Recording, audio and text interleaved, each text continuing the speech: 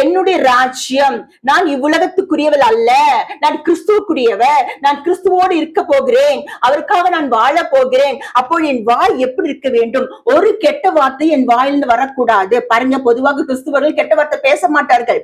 அப்ப கெட்ட வார்த்தை என்று அப்போஸ்தலர் பவுல் எதுக்கு சொல்ல, பிரயோஜனம் இல்லாத வார்த்தைகள் உன் வாயிலிருந்து புறப்படக்கூடாது.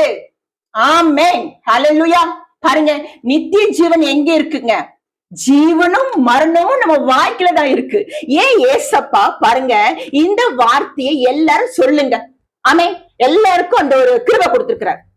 எல்லா மனுஷரும் கிறிஸ்துக்குள் வாழ்கிற இயேசு கிறிஸ்து ரத்தத்தை அனுபவித்து புண்ணியங்களை அறிவிக்கும் எல்லாருக்கும் இந்த வாய்ப்பு ஏன் கொடுத்தாரு தெரியுங்களா? ஆமென். தகுதியில்லாதவர்கள் இயேசு அறிந்தால் போதும். ஆமென். ஆனால் சின்ன பவுல் சொல்றாரு, எல்லாரும் சொல்லுங்க, இது உங்க மேல் விழுந்த கடமை. ஏன் தெரியுங்களா? இல்ல பெரிய ரகசியம் உண்டு. பாருங்க, ஒரு குடும்பத்துல கணவன் மனைவி பிள்ளைகள் எல்லாருக்கும் ஒரு கடமைகள் உண்டு. அப்படிதுங்களா?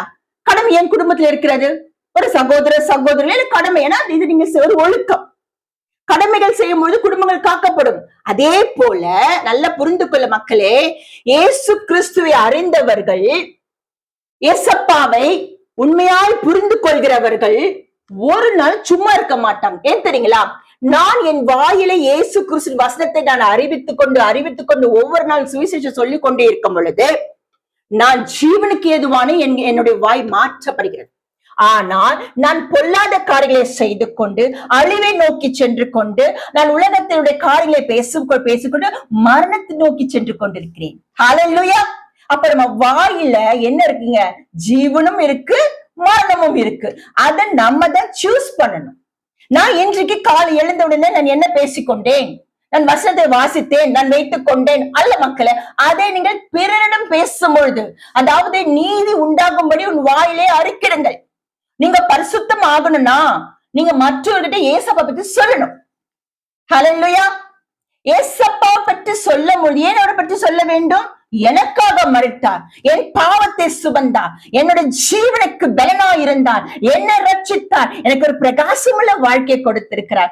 பொதுவாக பார்த்தீங்கன்னா சமாதானத்தை கொடுத்திருக்கிறார் மக்களே. ஹல்லேலூயா. உண்மையா நடந்த சம்பவம் தெரியுங்களா? ஒருத்தன் இருந்தானா, அவன் ரொம்ப நல்லவன். ஆமே, தான் உண்டு தன் வேலை உண்டு இருந்தான். திடீர்னு அவனுக்குள்ள ஒரு பாதிப்பு வந்து விட்டது. பாருங்க, பாதிப்பு இருதயத்துல வந்தாதான் ஒருத்தன் கிறிஸ்துவுக்காக வாழ முடியும். பாதிப்பில்லாதவன், ஒன்றுமில்லாதவன் ஜெபிக்க கூட மாட்டான். அவன் என்ன செய்து கொண்ட, ஒரு நாள் அவனுக்குள்ள ஒரு பாதிப்பு வந்து, அவன் குடும்பங்கள் பிள்ளைகள் எல்லாம் இருக்கிறார்கள், ஆனால் அவனுக்குள்ள ஒரு தனிமை காணப்பட்டது. அப்பொழுது அவன் ரொம்ப திகைத்து போனான்.